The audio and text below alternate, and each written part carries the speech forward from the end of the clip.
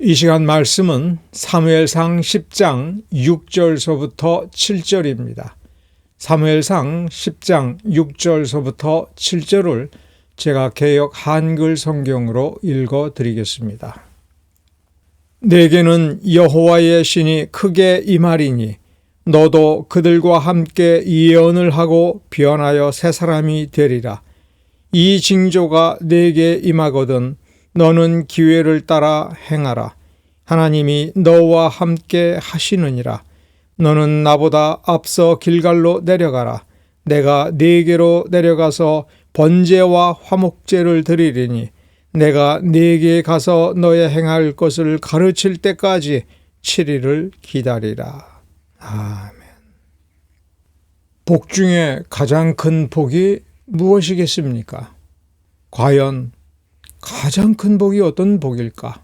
여러분은 어떻게 생각하십니까? 우리가 오늘 읽은 대목은 선물 받는 대목입니다. 이스라엘 전체를 생각해 보면 나라를 선물로 받고 있습니다.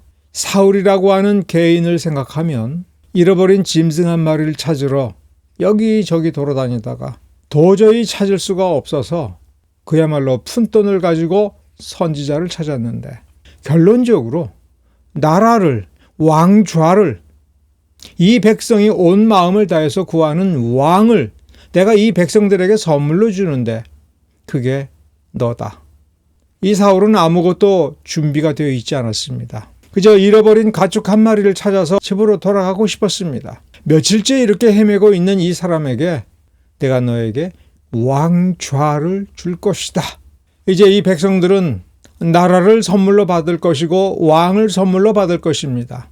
왜 선물이라고 합니까? 이룰 수 있는 능력이 없었는데 세워지는 나라입니다. 여러분, 이거보다 큰 선물이 있겠습니까? 나라를 선물로 받았습니다. 왕좌를 선물로 받았습니다. 하나님이 함께 하신다고 하는 약속을 선물로 받았습니다. 그런데 우리는 그와 같이 하나님께서 선물로 주셨으니 나는 모르겠다. 아무도 모를 거야. 그저 주시는 거 받아야 된다. 이렇게만 생각하고 여러분 혹시 은밀한 기도처에서 영험하다고 생각되는 기도원에서 신령한 산골짜기 소나무 밑에서 나무 뿌리를 흔들면서 주여 주시옵소서, 주여 주시옵소서 이렇게 끝없이 반복하면서 하나님께서 감동하시고 하나님께서 주실 때까지 그렇게 달라고 기도하시겠습니까? 나라를 선물로 주실 정도고 아무런 준비가 되어 있지 않은 이 사울을 딱 집어서 왕좌를 주실 정도라면 하나님께서 생각지도 못하기 때문에 우리에게 주시지 못하는 것은 아닌가? 구하지 아니하면, 기도하지 아니하면 주시지 않기 때문에 우리는 밤새 기도해야 되겠습니까? 사실 우리는 그 질문을 해봐야 됩니다. 이 답을 성경에서 찾고자 샅샅이 뒤질 때에 사무엘상 이 부분이 중요하고 이 맥락을 이해하기 위해서 사무엘상 1장서부터 열왕기상 2장까지를 쭉 읽어보면서 하나님은 엄청난 선물을 주실 때에, 내가 상상하지도 못한 선물을 주실 때에, 내가 간절히 찾고자 하는 그 선물, 그 은혜, 그 은사를 우리가 소망할 때에 어떻게 해야 되는가? 선물 받을 준비를 해야 한다고 하는 것을 우리가 깨달아야 됩니다. 준비가 되어 있어야 됩니다. 거저 주시는 거지만 준비되어 있어야 되는 겁니다. 하나님께서 거저 주시는 것, 선물로 주시는 그 원리가 무엇인가를 생각할 때에 우리는 아주 쉽게 떠올리는 구절이 있습니다. 내 입을 벌리라. 내 입을 크게 벌리라. 무슨 뜻입니까? 그 입에 넣어주시겠다는 겁니다. 그런데 이 말씀도 심오한 진리를 배경으로 하고 있습니다. 입을 벌려야 됩니다. 그런데 입을 벌리는 것이 너무나도 쉬우니까 그냥 아무것도 안 하면 되는구나 이렇게 생각할 수가 있습니다. 상징적인 비유입니다. 입을 벌려야 되고 씹어야 되는 거라면 씹어야 되는 것이고 삼켜야 되는 것이라면 삼켜야 되는 것이고 소화해야 되는 거라면 소화해야 되는 겁니다. 우리가 해야 될 것이 있습니다. 신약 성경에서 분명히 가르치지요. 구하라, 찾으라, 두드리라, 거룩하라. 이런 식으로 압축할 수가 있습니다. 분명히 구해야 됩니다. 찾아야 됩니다. 경건해야 됩니다. 거룩한 마음을 잊어버려서는 안 됩니다. 예수의 마음을 품어야 됩니다. 사랑해야 됩니다. 불쌍히 여겨야 됩니다. 행동해야 됩니다. 조금 난해하지만 이런 예를 들 수가 있습니다. 여러분은 심장이 어디에 있습니까? 여러분의 심장이 머리에 있습니까? 입술에 있습니까? 가슴에 심장이 있습니까? 그리고 그 심장은 어떻습니까? 심장이 머리에 있다라고 하는 걸 여러분 아마 생각해 보지 아니했을 것입니다. 흥분하고 격동적으로 감동적으로 무언가를 생각을 한다고 해봅시다. 굉장히 착한 일을 생각하면서 여러분의 심장이 뛴다고 생각이 될 때, 즐겁다고 생각이 될 때, 여러분 가만히 생각해 보면 그것은 여러분의 머릿속에 있는 겁니다. 착한 일을 머릿속으로 생각하고 좋아하는 겁니다. 어려운 일이겠습니까? 얼마나 쉽습니까? 착한 일을 하겠다, 아주 행복한 일을 하겠다, 그거를 입으로 중얼거리면서 좋아할 수가 있습니다.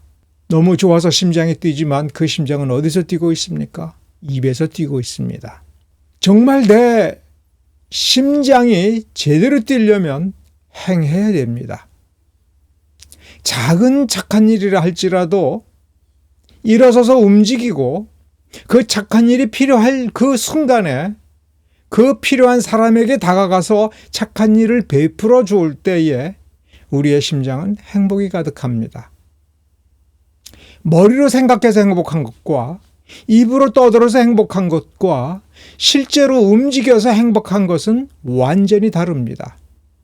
더군다나 머리로 생각할 때에는 아무도 방해하지 않습니다. 무슨 일을 생각하든 아무도 와서 시비를 하지도 않고 나무라지도 않고 힘도 들지 않습니다. 그러나 내가 일어나서 실제로 착한 일을 할 때에는 나의 시간, 때로는 나의 돈, 때로는 그 착한 일 때문에 자기 일에 손해가 되었다. 자기는 망했다 생각하면서 분노하는 사람들의 그 분노까지도 내 심장으로 감당해야 됩니다. 착한 일 때문에 착한 일 하고 나서 오해도 사고 미움도 받고 공격도 받습니다. 때로는 억울하게 누명도 씁니다. 그럼에도 불구하고 그것을 감당하면서 또다시 착한 일을 하겠다라고 할 때에는 견뎌야 되는 겁니다. 아주 쉬운 방법을 찾을 수도 있습니다. 그래, 나쁜 일을 하지 않으마 하면서 아예 나쁜 일을 하는 사람들, 나쁜 일이 벌어지는 것을 전적으로 외면하고 나쁜 말을 듣지도 않고 보지도 않고 끼어들지도 않으면서 멀리 피해 다니는 그러한 경건도 있고, 나쁜 일이 벌어질 때에 뛰어가서 막고 싸우다가 지나가던 사람에 불과했던 사람이 원래 그 나쁜 일에서 해코지를 당하는 사람 이상으로 해코지를 당하여 그 피해가 닥쳐올 때가 있습니다. 나쁜 일을 하는 사람들은 흉악한 사람들이 많습니다. 모진 사람들이 많습니다. 물어뜯는 사람들이 많습니다. 그 피해를 고스란히 당할 때 그 거룩, 경건, 그건 어디에 있습니까? 그 심장에 있는 것입니다. 짧게는 사무엘상 1장서부터 사무엘상 13장까지를 여러분 찬찬히 읽으면서 크나큰 선물을 받을 사람들은 어떻게 준비를 해야 되나? 그 선물을 움켜쥐고 놓치지 아니하며 그야말로 자기 입속에 꿀꺽 집어넣고 소화시켜서 그 선물 받은 사람으로서 그 선물을 어디에도 뺏기지 않는 그러한 삶을 살면서 하나님과 더불어서 행복하고자 한다면 어떻게 준비하고 어떻게 살아야 될 것인가, 무엇이 필요할 것인가를 생각해 보면서 읽을 때에 매우 중요한 단어가 하나가 등장하는 것을 혹시 눈치챌 수 있을 것입니다. 무엇입니까? 사무엘상 4장 9절에 보면 블레셋 사람들이 언약궤를 끌고 나온 이스라엘 사람들의 그 함성과 그 함성 때문에 땅이 울리고 그래서 자신들이 깜짝 놀라서 어떤 일인가를 알아보게 될 때에 그들은 절망했으나 그 절망 속에서 그들은 한 마음이 되어서 어떻게 하자고 했는지가 쓰여져 있습니다. 왜 이 블레셋 사람들의 말을 이 성경에 기록해 놓았을까요? 저 이스라엘 사람들도 아니고 바로 우리를 위하여 저 블레셋 사람들이 진중해서 한 말을 이 성경에 써놓고 있습니다. 이런 문구가 포함되고 있는 것에 주목해야 됩니다. 대장부같이 되어 싸우라. 4장 문맥에서만 보면 그랬구나 하고서 넘어갈 수 있습니다. 그러다 보니 이들은 잠시 언약궤를 소유한 희한한 이방인이 되었습니다. 이방인이 언약궤를 소유하게 되었기 때문에 재앙을 받은 것이 아님을 여러분 기억하셔야 됩니다. 그들이 믿는 마음으로 하나님께 굴복하여 그 하나님의 위력을 이미 알고 있는 그 위력을 기억하고 이 하나님 앞에 엎드렸으면 그들은 오히려 축복을 받았을 것입니다. 라합이 그렇게 축복을 받았습니다. 갈렙이 그렇게 축복을 받았음을 여러분 기억하시기 바랍니다. 대장부같이 되어 싸우라 하는 이것이 왜 축복의 말씀인가? 왜 주목해야 될 말씀인가?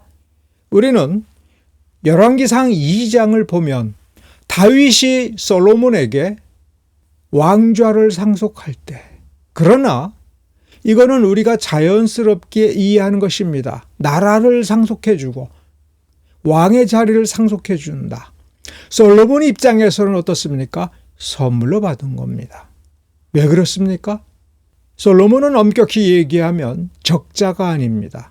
다윗이 유부녀와 간통하여 난 사생아인 겁니다. 법률적 권리가 없는 사람입니다.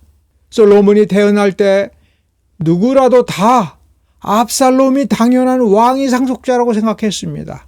다윗의 자식들도 있었습니다. 그들은 억울했습니다. 저것은 내 것인데 이렇게 뺏길 수가 없다라고 생각해서 반란을 일으킬 정도였고 백성들도 거기에 동조를 하여 당연히 왕좌는 저 왕자의 것이다. 왕위는 당연히 저 사람이 물려받아야 된다.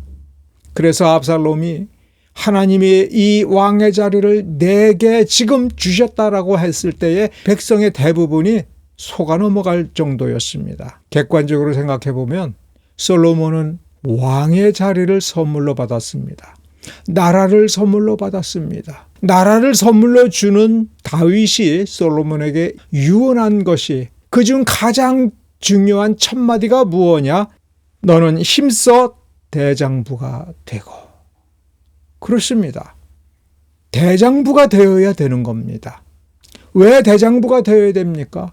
머리로만 생각하고 머리로만 받을 거라고 생각을 하고 받았다라고 생각을 하고 나는 누린다라고 생각을 한다면 어려울 게 뭐가 있습니까? 대장부가 될 필요도 없습니다. 소심쟁이가 돼도 됩니다. 비겁한 사람이 돼도 됩니다. 무책임해도 됩니다. 그러나 왕의 자리에 뚜벅뚜벅 걸어가서 그 자리에 앉아서 이 나라를 지키고 이 나라가 원래 하나님의 나라고 여전히 하나님의 나라여야 될 때, 하나님의 나라 그 자체여야 될 때에 하나님을 기쁘시게 하고 하나님이 주신 그 복이 영원한 복으로서 말할 수 없는 복락으로서 영원토록 누리고 하나님의 목적을 이루고자 할 때에는 진짜 심장이 뛰어야 되고 그 심장은 모진 고난과 반대와 비난과 멸시와 조롱까지도 견뎌야 되는 것입니다. 힘들어도 해야 되는 것입니다. 누가 가장 문제입니까? 내가 문제입니다. 여전히 우리는 탐욕을 쫓아갈 수가 있습니다. 하나님께 등을 돌리고 배반할 수도 있습니다. 왜 그렇습니까? 무서워서 그렇습니다. 내 눈앞에 있고 내 앞에서 기다리고 있는 장애물을 생각하면 피하여 가고 싶고 싸우고 싶지 않고 물러서고 싶고 차라리 타협해서 나라의 절반을 주면서 내가 좀 편안하게 위험 없이 부담 없이 넘어가고 나중에 기회가 되면 하나님께서 더 큰 복을 주시고 강력하게 해주시면 그때 되찾으면 되지 않을까 이런 식으로 생각할 수가 있는 것입니다. 하나님의 말씀을 왜 못 지킵니까? 비겁해서 못 지킵니다. 물러서고 싶고 타협하고 싶고 사탄을 피하고 싶고 연약해질 때가 있는 것입니다. 그래서 믿음은 용기라고도 생각할 수가 있는 것입니다. 믿음은 담대함인 것입니다. 하나님 앞에 담대히 나갈 뿐만 아니라 세상 앞에 담대히 나가고 이 땅 위에서 내가 해내야 될 일이 있습니다. 그런데 우리가 회의할 때 보면 앞에 있는 사람의 환한 얼굴을 보고 움찔거릴 때가 있습니다. 하나님의 말씀을 의지하여 담대하게 말을 하고 그 자리에서 미움받을 용기가 있고 외면당할 용기를 가져야 되고 공격을 받고 그 공격 속에서 내가 피 흘리고 어디 하나 부러져도 이 말은 해야 되겠다. 하나님이 그것을 원하신다라고 할 때 그것을 감수할 용기가 있어야 되는 것입니다. 믿음의 길, 축복의 길은 똑바로 걸어가야 되는 길입니다. 그런데 그 길은 험난합니다. 오르막이 있고 내리막이 있고 여러 가지 장애물이 있습니다. 그 길 주변에는 맹수와 독사와 온갖 흉악한 사람들이 칼을 들고 화살을 겨누면서 우리를 기다리고 있는 그곳입니다. 그래서 우리는 용기가 필요합니다. 그 점을 이해하고 오늘 본문을 보셔야 됩니다. 사무엘상 8장 이후로부터 오늘 본문까지를 보게 되면 하나님께서 이미 사울을 염두에 두고 이스라엘 백성 중에 그래도 가장 나은 사람을, 가장 신실한 사람을, 그것도 믿음이 모자르니까 하나님께서 믿음을 채워주시면서까지 해서 왕의 자리에 이끄는 것을 여러분은 본문에서 확인할 수 있는 것입니다. 그는 왕이 될 준비를 하지 않았습니다. 그러나 가장 겸손한 자였습니다. 그에게 성령이 부족하니 성령 충만까지도 채워주십니다. 어떻게 해야 될지 모르니 사무엘이 그를 영접하고 긴 시간 동안 단둘이 담화를 나누면서 아마도 어떻게 믿음을 간직해야 되고 하나님의 뜻이 무엇이며 하나님의 나라를 이룬다는 것의 가장 근본적인 기초에 대해서 개인 교습을 하고 특별 강의를 해서 이제 혼자 가도록 보냅니다. 왜 혼자 가야 됩니까? 왕좌는 혼자 앉는 자리이기 때문에 그렇습니다. 혼자서 다스려야 될 자리입니다. 그곳에서 똑바로 해야 되는 것입니다. 그러나 그 길 중간중간에는 하나님께서 예비한 것이 있다. 그것이 증거다. 하나님이 너를 택하셨다는 증거다. 그거를 다 받으라. 그 길로 가라. 이렇게 당부하여 가르쳐서 경험해보게 하는 겁니다.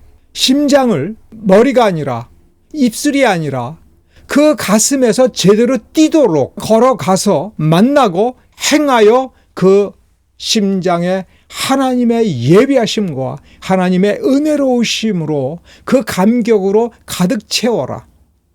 두려워 말라라는 뜻입니다. 오늘 본문에서 7절이 중요한데 이 징조가 내게 임하거든 임할 것이다.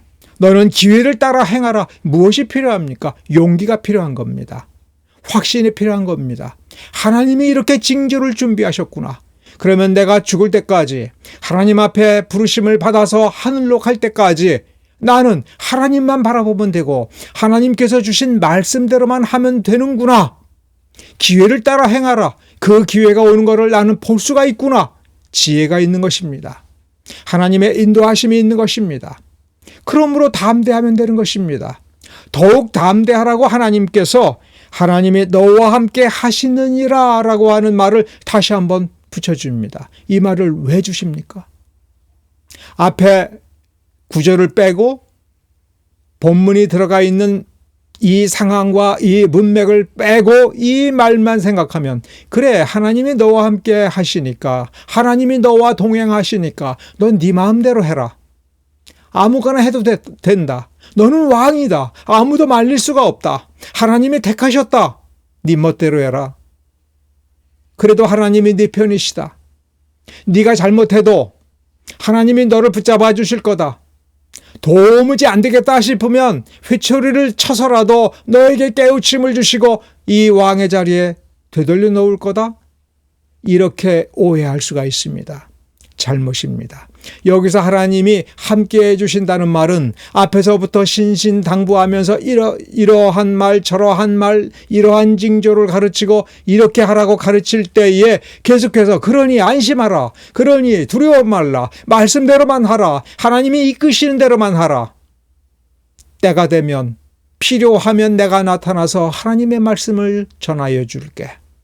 그리고 내가 지금 홀로 가는 것처럼 느껴지더라도 그러나 두려워 말라. 하나님이 함께 하시는 거다. 이 징조들 하나님이 함께 하시기 때문에 나타나는 것이고 하나님이 예비하셨기 때문에 나타나는 것이고 너는 내가 믿고 확신하는 그 확신 가운데로 걸어갈 줄 아는 사람이 되어라. 어디에서 왕이 됩니까? 길갈에서 블레셋 사람을 싸워 이겨서 놀라운 승리를 경험하여 이스라엘 백성들이 진정 우리의 왕이다. 우리가 원하는 그 능력을 가진 왕이다. 우리를 다스리고 우리를 이끌어서 전쟁을 하고 또 하나님의 목적을 이루도록 할 수 있도록 하나님이 우리에게 주신 왕이 틀림없다 하면서 사실상의 대관식을 할 때까지 이렇게 이끌어주는 것입니다. 왜 이렇게 긴 과정이 필요합니까? 준비가 되어 있어야 되기 때문에 그렇습니다. 준비가 된 사람은, 제대로 준비가 된 사람은 그 목적을 이룰 때까지 흔들리지 않습니다. 시험이 와도 물러서지 않습니다. 상처를 받아도 꿋꿋하게 걸어갑니다. 심장에서 피가 나더라도 그 피를 보고도 놀라지 않습니다. 당연하다고 생각하고 그 길을 걸어갑니다. 성취한 뒤에도 당연하다고 생각하고 하나님을 경외한 겁니다. 오만함에 물들지 않고 사악한 자들의 궤변에 속아 넘어가지 않는 것은 준비된 자의 특징인 것입니다. 준비된 자는 흔들리지 않습니다. 준비된 자는 그 주신 복을 쏟아버릴 여러 가지 구멍들을 이미 다 막아놓은 사람입니다. 우리 자신을 돌아봅시다. 복을 달라고 간구하기 이전에 우리는 심장을 튼튼히 해야 됩니다. 믿음의 심장을 튼튼히 해야 됩니다. 맑은 눈으로 끊임없이 하나님을 바라보고 하나님을 신뢰하면서 그 길을 걸어갈 수 있도록 체력을 준비해야 되는 겁니다. 욕먹을 각오를 해야 됩니다. 미움을 무릅쓸 단단함을 우리 가운데 간직해야 됩니다. 때로는 연약해지더라도 우리를 다시 닦아 세울 수 있도록 우리 자신이 나름 자기를 갈고 닦아야 되는 것입니다. 우리가 갈고 닦아서 우리가 변화되지 않습니다. 그러나 우리에게 하나님께서 말씀을 주시고 성령을 주시고 믿음을 주시고 좋은 사람들을 우리 곁에 주십니다. 그 모든 것이 우리가 지금 받아 누리는 복보다 더 큰 복을 끊임없이 받으면서 하나님의 나라를 이루는 데에 섬김으로 나아가고 희생하고 그래서 함께 나누는 그 역사를 위한 것임을 여러분 기억하셔야 됩니다. 바보는 어떤 사람입니까? 다른 사람이 그 사람의 심장을 움켜쥐고 두렵게 만들고 쫄게 만들기가 너무나도 쉬운 사람입니다. 공포심을 주고 협박을 하여 그 손에서 그 재물을 떨어뜨리고 포기하기가 너무나 쉬운 사람입니다. 우리가 말씀을 읽으면서 우리는 하나님을 잘 믿는 것만이 아니라 담대함을 간직하고 단단히 해야 될 것입니다. 다윗은 솔로몬에게 당부했습니다. 힘써 대장부가 되라. 힘써 대장부가 되라. 대장부가 되자. 그렇습니다, 여러분. 대장부가 됩시다. 믿음의 대장부가 됩시다. 확신의 대장부가 됩시다. 그래서 험난하고 어두운 세상을 향하여 우리가 대장부같이 나아갑시다. 단단한 심장으로 나아갑시다. 그러면 우리가 발 디딛는 곳마다 진리의 빛이 비추어져서 광명한 땅이 되며 하나님의 나라가 될 것입니다. 우리 스스로 우리 자신이 보기에도 부끄러운 비겁한 사람이 되지 맙시다. 우리의 소명을 생각합시다. 이 땅 위에서 우리가 잘 먹고 잘 사는 것이 우리의 소명이 아니라 하나님께서 그것은 기꺼이 맡아서 책임져 주시고 구하지 아니해도 주신다고 한 것입니다. 하나님의 나라를 구하고 정의를 구하고 공평을 구하는데 우리 엎드려서 기도만 하지 말고 무언가를 찾아서 할 줄 아는 사람이 됩시다. 기도하겠습니다.